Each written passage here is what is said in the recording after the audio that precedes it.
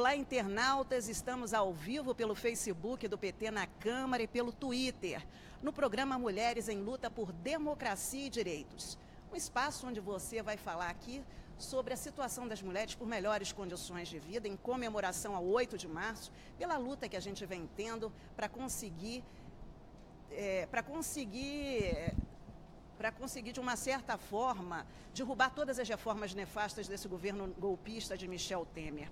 Bom, o programa acontece no Salão Nobre da Câmara dos Deputados com convidadas especiais. Ao meu lado, a deputada constituinte, vice-líder do PT, deputada Benedita da Silva, do PT do Rio de Janeiro. Do lado direito, a coordenadora adjunta da bancada feminina da Câmara dos Deputados, a deputada Ana Perugina, do PT de São Paulo. E mais na ponta, nós temos Denise Mantovani, doutora em Ciência Política pela Universidade de Brasília, com pós-doutorado pela mesma instituição. Ela é pesquisadora da mídia, do comportamento da mídia há 11 anos. Bom, nosso tema é Mulher no Poder. E a gente começa a conversar com Benedita da Silva. Como eu disse no início do programa, uma deputada constituinte que, ao longo dos anos, tem enfrentado batalhas importantes, não é mesmo, Bené? Muito. Nós sabemos que a situação hoje é uma situação de preocupação na medida em que, durante todo esse tempo de lutas e lutas que nós mulheres travamos, nós conseguimos algumas coisas que consideramos importantes para a luta da mulher como um todo. A questão, por exemplo, a Lei Maria da Penha, né, as políticas de cotas de gênero, raciais para as mulheres negras, o fato de a gente ter uma maternidade com mais dignidade, né? Então o programa Cegonha, e estamos observando de que estamos perdendo nas diferentes faixas de idade que temos, tanto a nossa juventude, quanto aquela que nós chamamos da melhor idade, que não é tão melhor assim, né? Porque eu já estou na 4ª idade. Então, nós estamos observando de que é um desafio para nós esse Ano Internacional da Mulher. Um desafio do qual nós não temos muita coisa para contar, porque estamos perdendo com a luta que nós estamos travando nesse país, com esse novo governo, né, um governo indevido e ilegítimo, mas que com apenas 4% de aprovação, ele consegue realmente retirar todos os direitos e conquistas de nós mulheres, seja do ponto de vista educacional, da relação de trabalho, né, das relações sociais, culturais. Então, há um retrocesso muito grande e nós temos que lutar, mas lutar muito para que possamos reconquistar. E do jeito que nós estamos vivendo, né, com essa questão da soberania, né, para quem foi constituinte, e hoje saber que essa Constituição está sendo rasgada nos direitos da mulher, né, saber que a soberania nacional está colocada em jogo, quando nós temos a maioria da população brasileira de mulheres, é preocupante, muito preocupante. Em todos os sentidos, nós estamos correndo um grande risco, e eu falo e não falo brincando, de daqui um pouco mais não ter direito sequer a ir à escola. Bené, você, como mesmo disse, você é deputada constituinte, todo mundo conhece a sua história de luta. Eu queria que você falasse um pouquinho desse golpe, né, que destituiu a presidenta eleita Dilma Rousseff, pela 2ª vez, né, presidenta eleita, presidenta do PT, eleita por 54 milhões de brasileiros. Qual é a análise que você faz desse golpe, que foi iniciado com a destituição da presidenta Dilma, mas que continua ao longo do ano?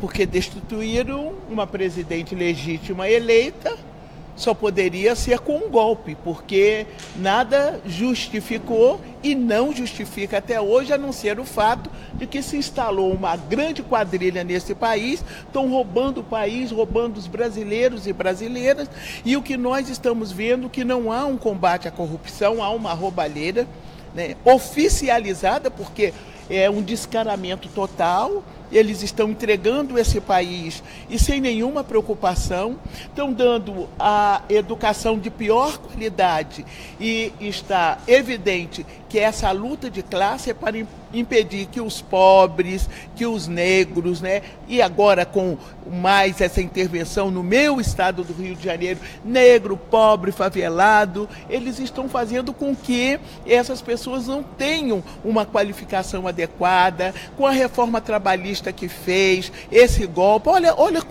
o mal que esse golpe está causando ao Brasil inteiro, né? Reforma trabalhista que retirou direitos, e aí não foi direito só das mulheres, mas principalmente de nós mulheres, porque nós somos maioria. Então tirou esses direitos, tirou os benefícios, cortaram políticas de cotas. Imagine a farmácia popular, que foi uma das coisas importantes. Olha, esse golpe é um golpe contra o pobre.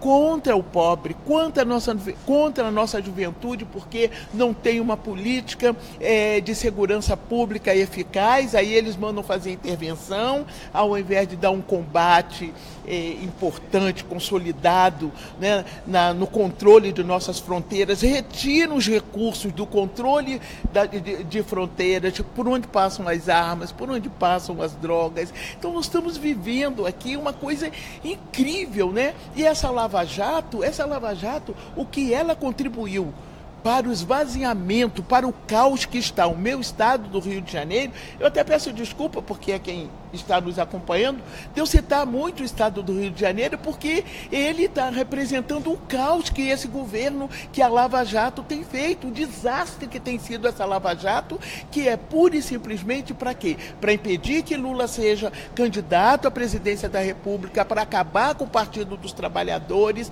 e para evitar que esse país tenha qualquer avanço, então, e que trabalhador tenha qualquer direito. É uma situação realmente incrível que nós estamos vivendo com este resultado deste golpe. E a perseguição política que nós estamos sofrendo.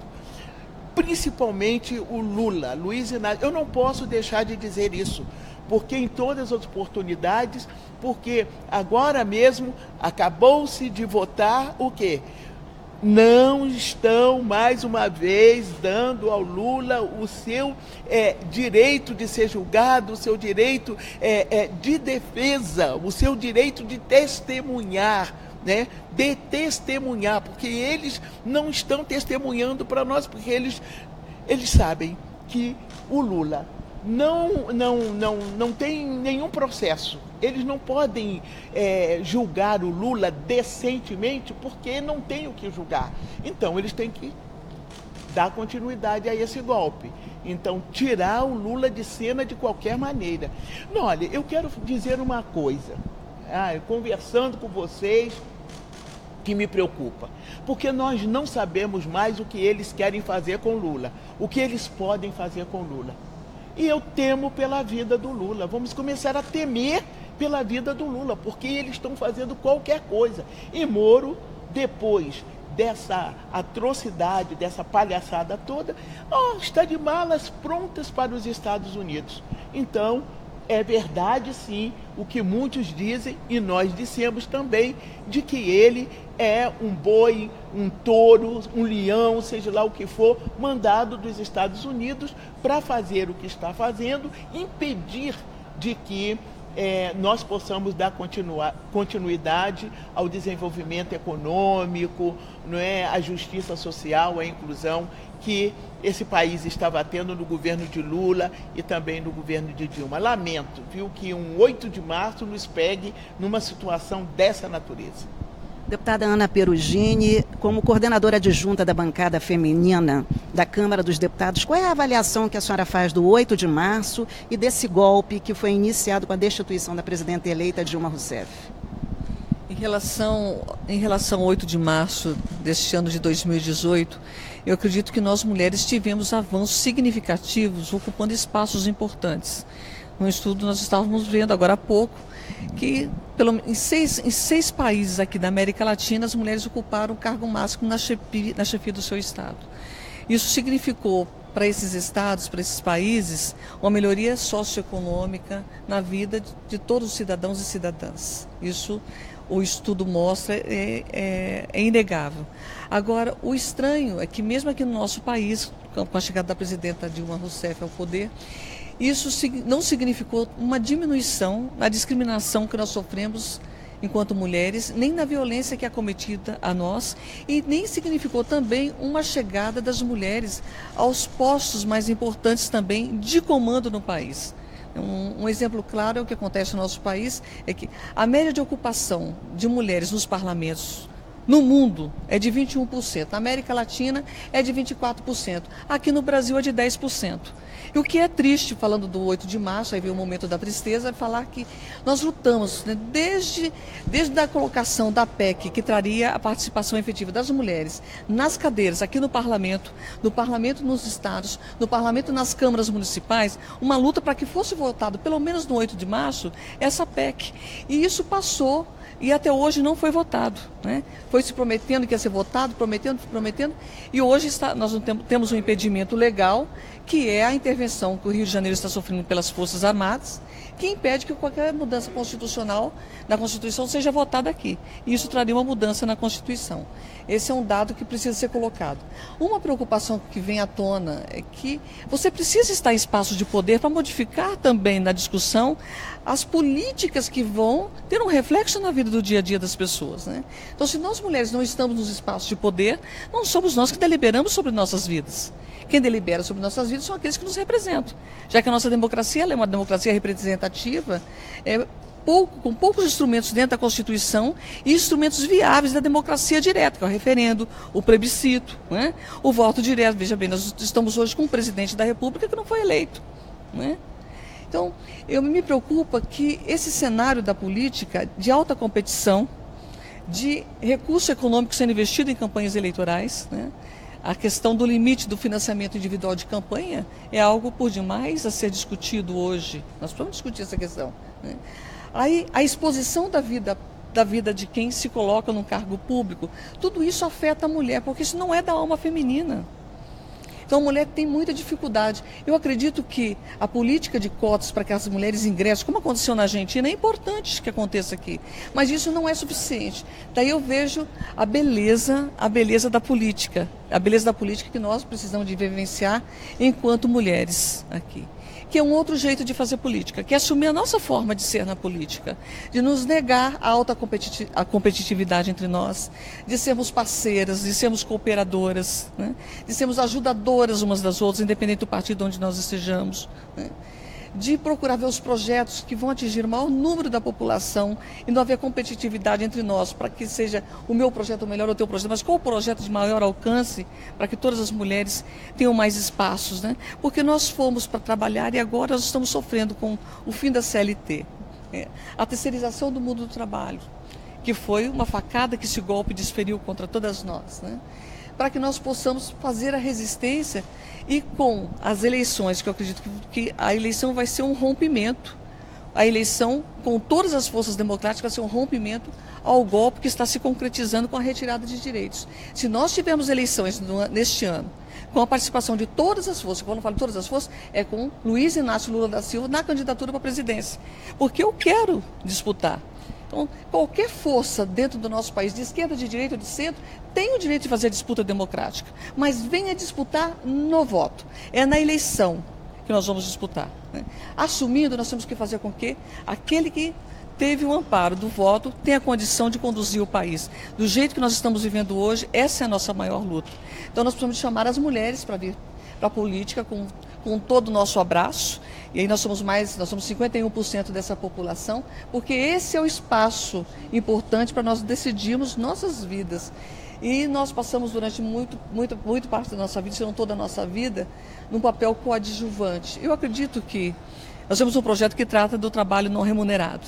E quando nós começamos a estudar esse trabalho não remunerado, nós vimos o quanto nós somos escravizadas sobre a ótica de que realizamos tudo por amor, e nesse tudo por amor nós somos 40 milhões de mulheres que falam e afirmam que exercem exclusivamente o trabalho não remunerado, sustentam toda a economia e não tem nenhum reconhecimento em função disso. Aí vem uma reforma da Previdência, que é o último golpe que vai ser desferido, se nós não modificarmos a reeleição nesse cenário agora de 2018 nas eleições, retirando das mulheres qualquer possibilidade de um dia virem a se aposentar, principalmente as empregadas domésticas, que o trabalho doméstico é realizado, o remunerado e o não remunerado é exercido majoritariamente pelas mulheres do nosso país.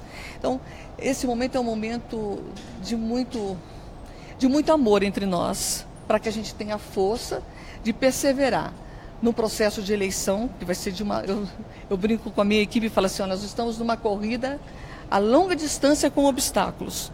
Então nós temos que pensar estrategicamente em tudo que nós vamos fazer, porque chegar sozinho não é chegar vitorioso. Nós precisamos chegar juntos, inteiros, para que esse golpe não persevere. Essa é a nossa esperança nesse momento. Ana, vamos falar um pouquinho sobre esse projeto de lei, seu 7.815 de 2017, da economia do cuidado. Sim. Olha, hoje no nosso país, o trabalho não remunerado, que é 82% desse trabalho é exercido por mulheres, eu falei em torno de 40 milhões de mulheres, ele chega a equivaler hoje o PIB da indústria no nosso país, em torno de 11% a 13%. E nós precisamos de criar uma conta satélite para que esse PIB seja contabilizado nessa conta satélite. Isso modifica a estrutura final do PIB do nosso país, para que isso norteie todas as políticas públicas que devam ser aplicadas no país. A máxima de tudo isso é porque todo político fala, né? A maior riqueza de uma nação é seu povo. Como é que nós podemos deixar que a maior riqueza de nossa nação fique no anonimato? Nós não saibamos de fato como ela está vivendo, né? O escândalo de chegar para que a mulher se aposente ao mesmo tempo que um homem, né? De colocar a trabalhadora rural, o trabalhador rural como o trabalhador da cidade, né? A trabalhadora da cidade. Então nós precisamos de ver como o nosso povo, como é que nós estamos vivendo, né? Qual o direito da dona de casa em se aposentar? O que desmistifica essa cultura não remunerada, esse trabalho não remunerado? Eu comparo muito esse projeto à Lei Maria da Penha. Quando a Lei Maria da Penha chegou, muitas mulheres, eu vi uma mulher ao pé da escada da minha casa, chorando e dizendo, eu não sabia que eu era estuprada pelo meu marido, porque eu era obrigada a ter relações sexuais com ele.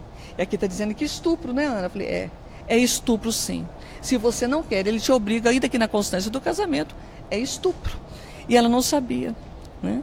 Então eu acredito que a economia, né, a revelação da economia do cuidado vai trazer à tona, vai dar visibilidade à importância do trabalho da mulher na nossa sociedade e o quanto ele é desvalorizado, né? E é atribuído a ele um amor para que nós fiquemos caladas, né? Fiquemos calados e continuamos nesse insight de escravidão, porque 40% dos lares são chefiados por mulheres. E essas mulheres saem e voltam a trabalhar.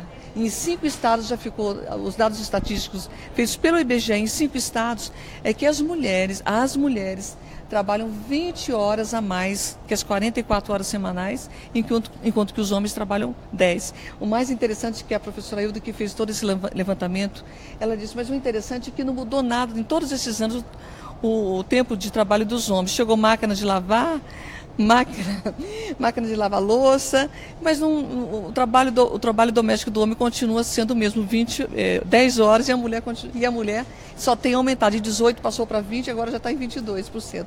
Então nós precisamos de dar visibilidade à vida das mulheres, à luta das mulheres, por isso que, conversando com a nossa sempre ministra Eleonora, nós chegamos à conclusão de que era necessário lançar a frente em defesa dos direitos humanos das mulheres, porque nós chegamos nessa legislatura a perceber a retirada da condição de humanidade em relação às mulheres, a colocando inclusive como a culpada, né? Ela tem que provar, né? Projetos que dizem que ela tem que provar que ela sofreu estupro, não basta a voz dela, né? Sob a alegação de que ela pode estar mentindo. Então, um total desconhecimento da nossa natureza, de nossa alma e da finalidade da legislação, que é de amparar a regra geral e não ficar pensando nas exceções que acontecem, que para as exceções nós temos o Código Penal para ser aplicado. Denise, você conversando comigo nos bastidores, você falou que estuda a mídia há 11 anos. Eu queria que você falasse primeiro, né, desse assim, o seu posicionamento em relação ao golpe contra a presidenta eleita Dilma Rousseff e como é que a mídia vem se comportando a partir do golpe. Qual é a avaliação que você faz? Certo. Bom, primeiro, boa tarde às nossas ouvintes e ouvintes, a deputada Benedita, a deputada Ana, a Ivana, é um prazer estar aqui com vocês. E, primeiro, assim, eu costumo chamar a atenção quando a gente estuda mídias para dois aspectos importantes. No campo do debate que nós estamos fazendo, por exemplo, sobre o golpe, eu acho que a mídia teve um papel muito importante, que é aquele papel de construir uma, entre aspas, explicação, uma narrativa que justifique aquilo que aconteceu. Então, não é um papel menor, porque se a gente considerar que todos nós, quando saímos para o trabalho, a gente está ouvindo rádio, a gente lê o jornal, a gente vê o telejornal quando chega em casa, no almoço, na janta, quando podemos, né? Em todos esses momentos tem ali um tipo de informação que é recortada, selecionada e dito para nós como sendo, abre aspas, a verdade dos fatos. E na verdade ela é resultado de uma seleção de eventos que são interessados. Então, o segundo ponto que eu costumo chamar a atenção, que de onde parte esse interesse? E aí, no caso do golpe, me parece que ele fica muito claro quando você vê quem são os agentes interessados na derrubada de um governo democraticamente eleito, como foi o da Dilma, nos seus 2 mandatos, os do Lula. São aqueles interesses de elite tradicionais dentro do Brasil, que vinham perdendo seus espaços justamente com as políticas públicas distributivas que as deputadas chamaram a atenção aqui, né? E que a partir de um determinado momento o golpe se efetiva, do meu ponto de vista, porque essa distribuição deveria ser rompida. Então você tem aí, como eu acho que a deputada Benedita explicou muito bem, você tem aí um conjunto de demandas sociais que são cortadas, você tem um conjunto de instituições públicas do Estado brasileiro que está sendo vendido, entregue, não sei em que termos, em que arranjos, né? A gente está vendo isso todo dia. Nós temos conquistas históricas dos trabalhadores no Brasil que estão perdendo. O tema da reforma trabalhista é gravíssimo. Hoje você conversa com as pessoas, ninguém sabe como vai se aposentar, mesmo nas regras atuais, porque a reforma trabalhista tirou das pessoas a possibilidade de ter um trabalho com carteira assinada, por exemplo. Então isso é muito, muito grave, né? Eu concordo com a deputada Benedita, é um tipo de golpe feito pela oligarquia. Se a gente olhar nós temos dentro da história, tem um professor, Gessé Souza, que faz uma construção sobre o golpe que me parece bastante importante, que é o tripé da escravidão, né, da oligarquia, da propriedade. Então você tem ali um conjunto, e eu acho que simbolicamente aquela foto que é tirada no momento posterior ao golpe em que Temer toma o poder, porque eu acho que ele não assume, ele toma o poder, é a imagem mais clássica do que nós temos, e do ponto de vista das mulheres também, dos retrocessos dos quais a gente tem sofrido, que é aquela imagem de homens brancos, né? Todos proprietários, empresários, donos de grandes posses de terra, e o resultado disso, nenhuma mulher, né? E o resultado disso nós começamos a perceber logo em seguida. Hoje, por exemplo, tem uma matéria sobre reforma agrária que não foi feito nada no último ano. Você tem um retrocesso nas conquistas das populações tradicionais, indígenas, você tem uma ampliação do desmatamento, você tem o problema da água que a gente está tendo no Brasil. Nós somos um país onde tem no nosso subsolo o aquífero Guarani, e você tem já numa discussão, como teve no Fórum Econômico Mundial, em que Temer senta para discutir o tema da água com as principais indústrias que comercializam a água. Então, assim, estou dando alguns exemplos para mostrar a profundidade do que nós estamos vivendo, da gravidade do que é, e isso, do meu ponto de vista, afeta a sociedade como um todo e as mulheres especialmente, porque, assim como a deputada Ana comentou, que a gente tem um aprofundamento daquilo que poderia ser espaços de conquista de políticas públicas, de reconhecimento das nossas atividades, da atividade doméstica, do reconhecimento da trabalhadora doméstica remunerada, do trabalho doméstico como algo que efetivamente produz para a economia brasileira, né? Então, a gente na universidade costuma trabalhar com a ideia de que o capitalismo, ele se apropria da exploração do trabalho doméstico também, né? E sobretudo o não remunerado. Então, esse tipo de situação, a gente teve em um ano, basicamente, um retrocesso de mais de 30, 40 anos, né? Então, isso é muito grave. E eu acho que, do ponto de vista da mídia, ela, de alguma maneira, vai construindo legitimações para esses episódios, né? Por quê? Porque você não percebe o contraponto. Quando aparece, por exemplo, trabalhadores reivindicando, são baderneiros. Quando aparecem os trabalhadores sem teto denunciando a ausência de moradia, criam confusão. Então, assim, a criminalização daqueles grupos sociais que reclamam e reivindicam os seus direitos em benefício daquelas elites que sempre estiveram e tomaram o poder, me parece assim que é um papel simbólico que a gente chama da mídia, de construir uma narrativa e um discurso que diga é assim, isso é normal, acontece, a gente precisa se enquadrar. E no nosso caso, como mulheres, sejamos mulheres brancas, negras,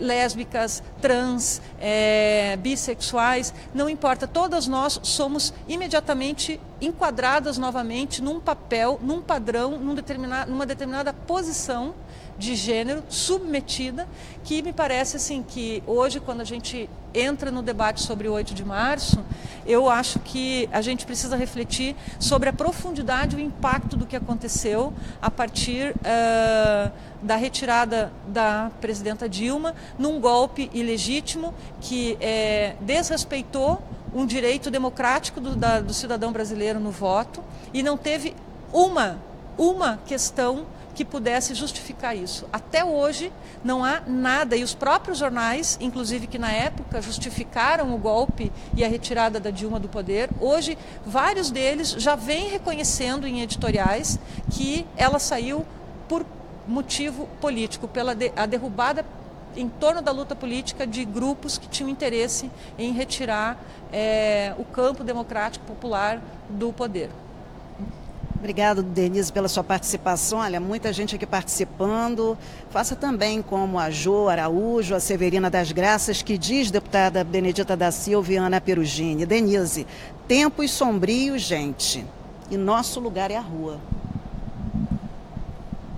Eu não tenho dúvida, né? Em tempos sombrios, o nosso lugar é na rua.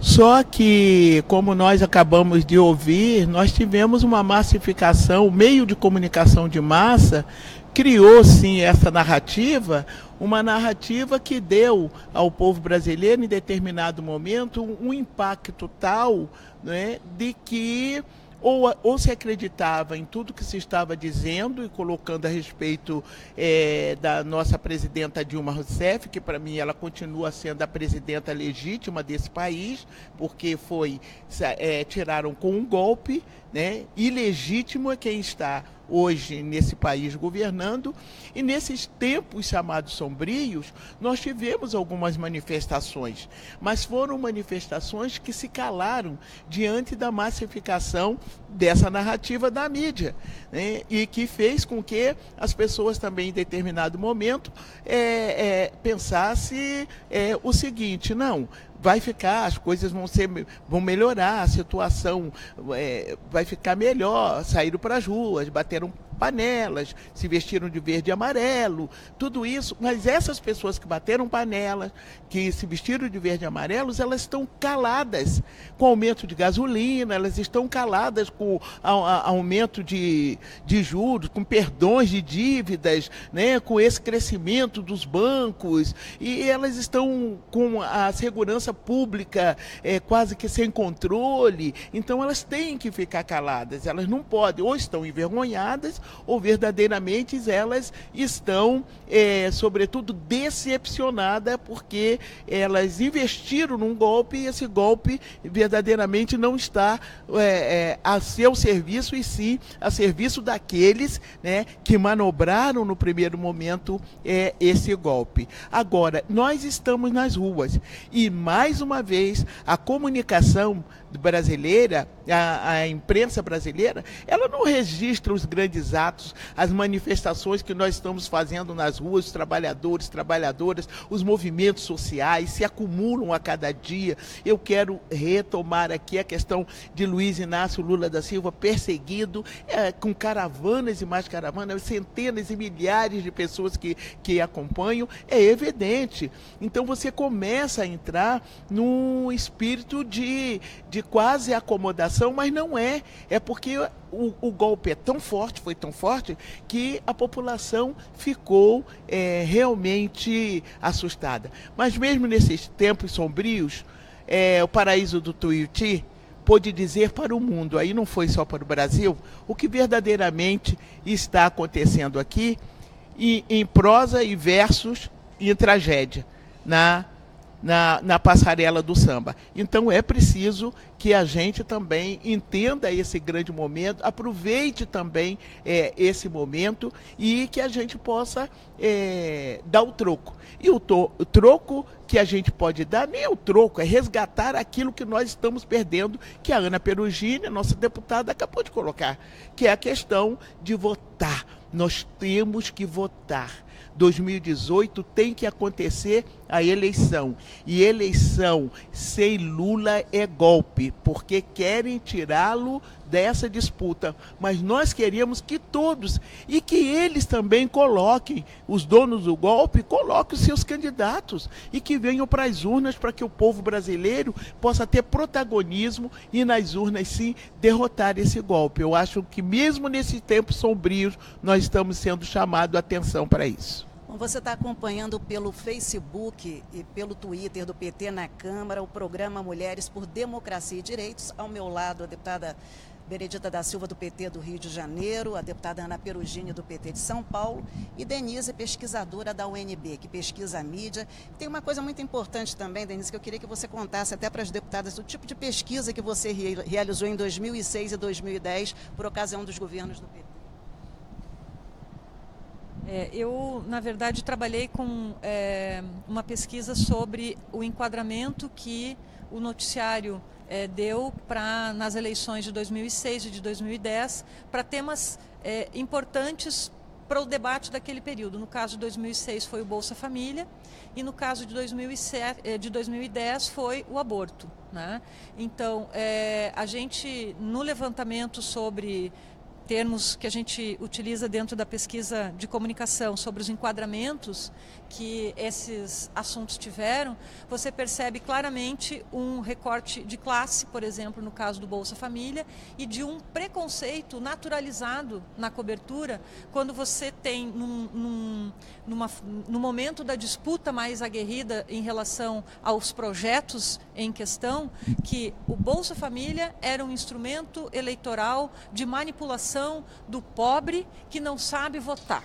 Mas, ao mesmo tempo, quando você pega no mesmo período as matérias de grandes setores econômicos, por exemplo, os ruralistas pedindo a anistia das suas dívidas, que é tradicional, sempre vem ao Congresso pedir anistia das suas dívidas. Você tem grandes setores econômicos tensionando os governos na época para liberar a cobrança de impostos, por exemplo. Isso é tratado como investimento. Então você vê, no caso do Bolsa Família, um recorte claramente posicionado em relação aos mais pobres e e o próprio debate na época estava constituído pelo próprio noticiário entre ricos e pobres. No caso do Bolsa Família, do aborto, desculpa, é um tema que efetivamente ele não foi tratado na sua profundidade, ele foi um instrumento do debate e do constrangimento sobre a Dilma, porque se era ou não a favor, era essa questão exclusiva, e você tem todo a perspectiva e o ângulo do noticiário construído sobre esse tema voltado para uma lógica de que o natural, o certo, é ser contra a descriminalização do aborto. E aí, todos aqueles que, eventualmente, e que foram parcela de menos de 1% do noticiário, tratavam o aborto como algo que dos direitos das mulheres sobre si, sobre o seu corpo, algo, como disse a deputada, da sua dignidade humana, era visto de maneira criminalizada. Então, a seletividade, o recorte do noticiário, em que pese os veículos se posicionassem a favor da descriminalização, de um programa de saúde, de orientação à família, enfim, mas você tem o noticiário posicionado para a disputa política. Então, isso acabou, eu fiz esses 2 trabalhos, depois eu fui, numa pesquisa posterior, olhar para o trabalho doméstico remunerado, inclusive a deputada Benedita foi uma das principais, né? E no noticiário aparece quase nada. A maior parte dos parlamentares são homens, então você começa a ver nesse debate, inclusive, um recorte de gênero e raça muito claro. Então, assim, as mulheres são as patroas ou as trabalhadoras, e o parlamento, a vida pública na política, são homens falando, num tema em que as mulheres parlamentares estiveram profundamente envolvidas. Então você começa a perceber no noticiário que, por mais que você encontre espaços, e eu acho que aí queria aproveitar para reforçar a atividade, o movimento social, o ativismo, ele é fundamental, porque apesar dessas questões que eu falo, da tendência tradicional, da tradição da mídia de se associar aos grupos poderosos e as elites poderosas, ela é tensionada de alguma maneira pelos movimentos sociais, as redes sociais e os grupos de pressão, e ela precisa dar uma resposta, entre aspas, a essa tensão e essa pressão. Então eu considero que é muito importante que a gente ocupe sempre espaços de luta, né, luta social, porque é dessa forma que você tensiona aquelas estruturas que têm alguma permeabilidade, inclusive o parlamento. Eu percebo na universidade que teve bastante eco ali em algumas discussões que eu fiz, o debate que tem aqui, se votar, não volta. Né? E isso teve, na própria universidade se percebe o eco que teve dentro do parlamento. Eu acho que são ações dos movimentos, dos grupos sociais que estão na luta, que me parece assim que tensionam, inclusive, o campo tradicional da mídia, que acaba sendo forçado muitas vezes a ter que tratar de assuntos com uma perspectiva, um ângulo ou um enquadramento bem diferente do que eles gostariam. Bom, vamos lá, gente, vamos curtindo, compartilhando, fazendo seus comentários, as suas perguntas. Eu queria agradecer a Ju Araújo, que nos acompanha do Rio de Janeiro, a Severina das Graças, de Belo Horizonte, a Tânia Ottoni, de Joinville, Santa Catarina, a Cleusa Maria, de Hortolândia, a Rosane Lopes, do Rio Grande, no Rio Grande do Sul, e dizer que é muito importante que vocês participem conosco dessa luta, dessa resistência. Bom, nesse último bloco, vamos conversar, já que nós temos um outro programa em seguida, vamos conversar um pouquinho com a Bené, com a Perugine, com a Denise, sobre a situação das mulheres negras. Como é que você está vendo o mercado de trabalho, a situação das mulheres, essa diferença, né? Que a gente já sabe que existe uma diferença de salários, de tratamento. Qual é a avaliação que você faz como deputada constituinte ao longo desses anos que você tem lutado tanto, né? E como relatora da PEC das domésticas, que agora com essa reforma trabalhista está perdendo e muito. Ainda eu sempre digo que é sempre um momento de dizer para todo mundo que o desafio da mulher negra continua. Ele continua porque a mulher negra, ela ainda não pôde mostrar toda a sua capacidade, toda a sua competência, toda a sua inteligência, porque nós vivemos num certo apartheid racial, escamoteado pelo social. Então, o social, é evidente, faz com que fique escamoteado essa questão racial. Mas quando nós temos medidas, como tivemos no governo Lula, no governo Dilma, eu tenho que resgatar porque foi o grande momento do protagonismo das oportunidades, né, da ocupação de espaço pela mulher negra, né, foi um governo que criou ministérios e ministérios que as mulheres estavam no primeiro escalão e mulher negra também no primeiro escalão. Quer dizer, a mulher pôde se ver, começar a se ver, e as políticas de cotas que foram direcionadas deu hoje para este país, Brasil, coisas que dantes nós não víamos, que é a capacidade, a inteligência, né? Hoje nós temos engenheiras, nós já temos médicas, nós temos enfermeiras, professoras, todas mulheres negras, que a gente diz que são mulheres negras assim, poderosíssimas, mas ainda elas no mercado de trabalho têm uma disputa. Também na narrativa que se faz do perfil de beleza, né, da cultura ainda é um desafio, e isso vale, porque uma apresentação é uma apresentação, né, você não pode estar estereotipada, mas tivemos, e é por isso que hoje a nossa situação é uma situação de dar as mãos e dizer que não é um problema da mulher negra pura e simplesmente, é um problema da sociedade brasileira. Nós enfrentamos uma sociedade machista, uma sociedade racista, e que nesse momento é preciso que a gente resgate, né, que a gente dê esse nosso grito de liberdade, porque o que estão querendo é fazer com que essa população negra, e principalmente as mulheres, volte para a senzala. Os donos da Casa Grande, eles estão agindo nessa direção.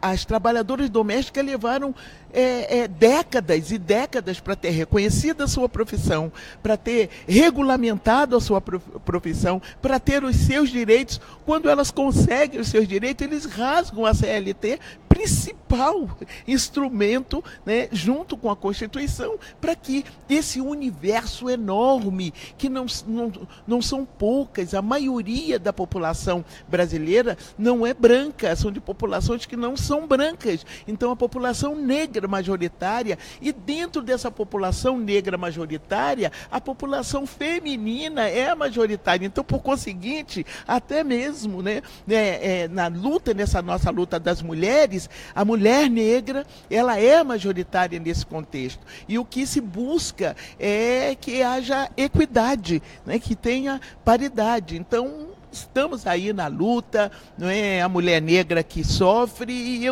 eu quero dizer o seguinte, e dependendo ainda da classe social, né, não basta que você tenha, eu ainda e tantas outras mulheres negras que sabemos, que frequentamos outros espaços dos quais a maioria das mulheres negras não frequentam, nós sabemos o que passamos e sabemos das dificuldades e o que enfrentamos ainda para estar nesses espaços que podem ser considerados pelas outras como privilegiados, na medida que a distância ainda é muito grande para que elas tenham essa acessibilidade. E não é uma questão só na relação de trabalho, porque o intelectual, ele tem a oportunidade de se expressar, de publicitar tudo o que ele faz.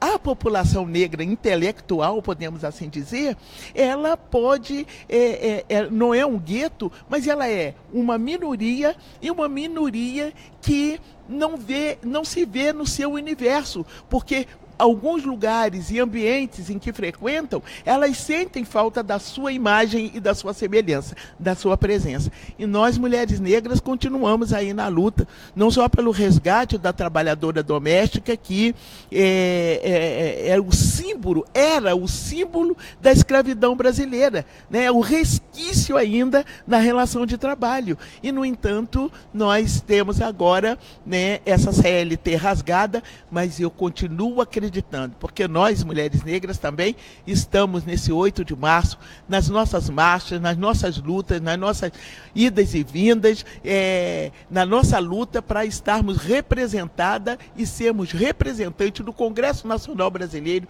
em todas as instâncias do país, em todos os espaços que são espaços de decisão, porque não é só uma presença da mulher num determinado espaço, numa questão de, olha, eu tenho aqui a minha cota, eu sou a maioria, então eu sou a maioria. Mas não, que você esteja em todos os espaços de decisão, porque são esses espaços que são minoritárias as nossas presenças e que também é um grupo minoritário que tomam a decisão por uma maioria. Ana Perugini, eu queria que você falasse da participação das mulheres, né? As mobilizações aí dos comitês populares a favor da democracia e de Lula. E se você quiser comentar, fazer algum comentário, tem até aqui um muito interessante do Jefferson, acho que é Miola, que ele diz o seguinte: um resultado trágico do golpe é o retorno à escravidão na forma do aumento do trabalho doméstico precarizado, mal remunerado e informal, sobretudo de mulheres negras e pobres. Eu quero, antes de tudo, mandar um beijo para Hortolândia. O pessoal de Hortolândia está plugado aqui. Mas, ouvindo a deputada Benedita e a história da mulher negra, porque no ranking da desigualdade, ela está lá na base da pirâmide. E eu fiquei lembrando de Cora Coralina. Me permita pensar sempre em Cora Coralina, porque Cora Coralina fala que a bondade também se aprende, né? Então, a maldade se aprende também. Daí eu vejo a importância da educação, de uma educação ampla, integral, que possibilite todos os saberes, que possibilite a troca de experiências e o respeito à diversidade, que possibilite enxergar o outro como um ser na sua totalidade. Eu fico imaginando o quanto o nosso país poderia estar em outro patamar de desenvolvimento se a nossa educação tivesse sofrido esse olhar, né? E o quanto nós estamos sofrendo um retrocesso hoje, porque nem o Plano Nacional da Educação não foi colocado em pauta. Nós não chegamos a cumprir, e agora com o desmantelamento da Petrobras, nós não vamos ter recursos do pré-sal para investir na educação. Esse é um fato que tem que ser colocado. Então isso me preocupa muito. E falando da mulher negra, eu sofri o inverso do preconceito, porque eu fui para uma fila de desempregados para a linha de produção logo que eu completei 14 anos, porque naquele período era educar trabalhando. E eu lembro que eu fui retirada dessa fila porque eu era loirinha dos olhos azuis. Eu fui chamada pela gerência porque como é que minha mãe ia me deixar ir para a linha de produção? E eu fui trabalhar dentro do escritório. E naquele período isso me deixou muito incomodada. Me incomodou porque eu fiquei pensando assim, como é que só porque eu sou assim eu não posso estar lá com as minhas colegas? Eu sou madrinha de batismo do filho de uma companheira de trabalho da linha de produção. Então nós acabamos trocando vínculo e eu não compreendia naquele período, com 14 anos, o que se passava. E hoje eu tenho a graça de ter a minha filha, que é negra. E eu vejo que a minha filha sofre, né? E isso me incomoda demais. É difícil para tocar no assunto porque é algo que me incomoda muito. Porque desde mudar de escola, né, de conversar com a professora, de tentar mudar a forma de administrar aquilo que é individual para o coletivo, tudo isso afeta, né? E como nós temos que trabalhar para trazer o resgate à dignidade e a palavra não retroceder, não retroceder. E eu repito muito a ela, filha, você nasceu mulher e nasceu mulher negra. Então estuda e anda para frente. Estuda e anda para frente porque você é o melhor do sal que nós temos.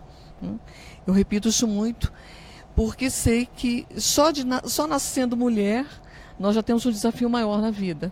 Agora, nascer mulher e negra no nosso país pode triplicar esse desafio.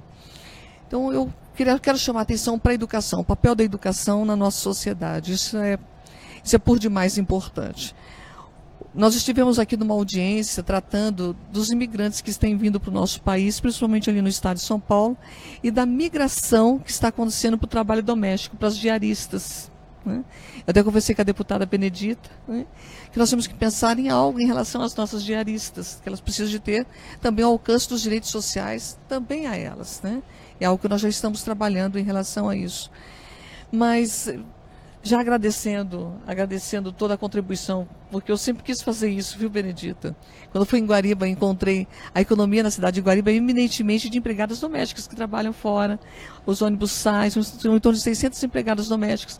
E nós estávamos naquele período, você era senadora. Olha como demorou para chegar 2013, né? Naquele período nós vamos conseguir com que o projeto, que a PEC seja aprovada, para que as empregadas domésticas consigam ser tratadas como trabalhadoras. Nós chegamos aqui, tivemos a honra de estar juntos na votação, né? Sabe por que circunstância o mundo se movimenta dessa forma, mas nós estávamos juntos aqui. E hoje a alegria de ter passado e o desafio que vem pela frente para que nós possamos resgatar esses direitos. Porque tudo que foi feito até agora tem que ser revogado em absoluto. Nós não podemos aceitar que permaneça dessa forma. Essa é uma situação. Em relação ao que foi comentado pelo internauta, o Jefferson, né? Ele fez um comentário em relação a essa... Voltou à escravidão. Eu não tenho dúvida que não tem escravidão maior do que não conhecer. Aliás, a palavra de Deus fala, a Benedita Evangélica, sabe que a palavra de Deus diz que conhecer a verdade nos liberta. Então, não tem escravidão maior do que não conhecer, porque quando você conhece, você toma para si, você vai para frente, você luta e você transforma a tua realidade. Então, se há algo que nós precisamos de fazer, Jefferson, no nosso país hoje, né, é uma mudança radical em relação à nossa educação. Você não precisa chegar a uma universidade para você ter todo o teu horizonte à tua frente, para explorar todos os seus dons. O ensino médio precisa lhe garantir isso no nosso país. Hoje nós não temos essa condição no nosso país. Nós temos que continuar lutando para que o Enem avance e não retroceda, porque já se falou até em extinção do Enem, como se ele já tivesse cumprido a sua função. Nós temos que acabar com o vestibular no nosso país. Não é? Precisamos de acabar com isso, com essa peneira. As pessoas precisam ter esse direito garantido de estudar até onde for o seu desejo de estudar, né? Eu acredito que esse seja o caminho e nessa trincheira nós estamos todos juntos na mesma luta. Eu acredito que a principal função nossa nesse processo eleitoral agora é resgatar a credibilidade e o apreço, o amor pela política, porque isso foi tirado. Esse foi o maior crime que poderia ser cometido em relação a qualquer cidadão. Cegou, tirou a vontade de participação e ficou para a hora do golpe. O golpe aconteceu e nós precisamos de interrompê-lo agora. Então, em relação à tua pergunta, eu acredito que esse é o comentário mais profundo que eu posso fazer em função do que nós estamos vivendo hoje. Passando para a Denise. Bom, eu queria comentar aqui um aspecto que eu acho que de alguma maneira dialoga com o que a gente está conversando aqui. Eu sou professora de turmas na universidade e eu percebo ao longo dos últimos anos que assim o papel, a transformação dentro da sala de aula, dos debates em sala de aula, quando você tem a sala representando a diversidade social. Então, assim, o papel das cotas sociais e raciais, sobretudo, ela eu diria assim, o meu testemunho, ela é de uma transformação. Eu trabalho com ciência política, então a gente eminentemente na sala de aula discute a sociedade, né? Estado, representação política, gênero, sexualidades. E quando você tem desigualdades e quando você tem essa turma com a representação da diversidade social dentro dela, é um debate tão rico, ele é tão rico. Eu fiquei emocionada ouvindo a deputada Ana e a deputada Benedita, porque eu me lembrei de momentos muito transformadores em sala de aula que eu tive com alunas negras contando seus relatos da dificuldade que é ser reconhecida como alguém de direito, de estudar, de ter o direito de estudar, de terminar o ensino médio, de poder passar o compromisso e a obrigação de ter que muitas vezes ajudar em casa e isso ter que ser mediado com o tempo de estudo para poder passar num Enem ou num vestibular, que é uma pressão. A gente percebe o impacto psicológico também desse tipo de pressão numa luta desigual.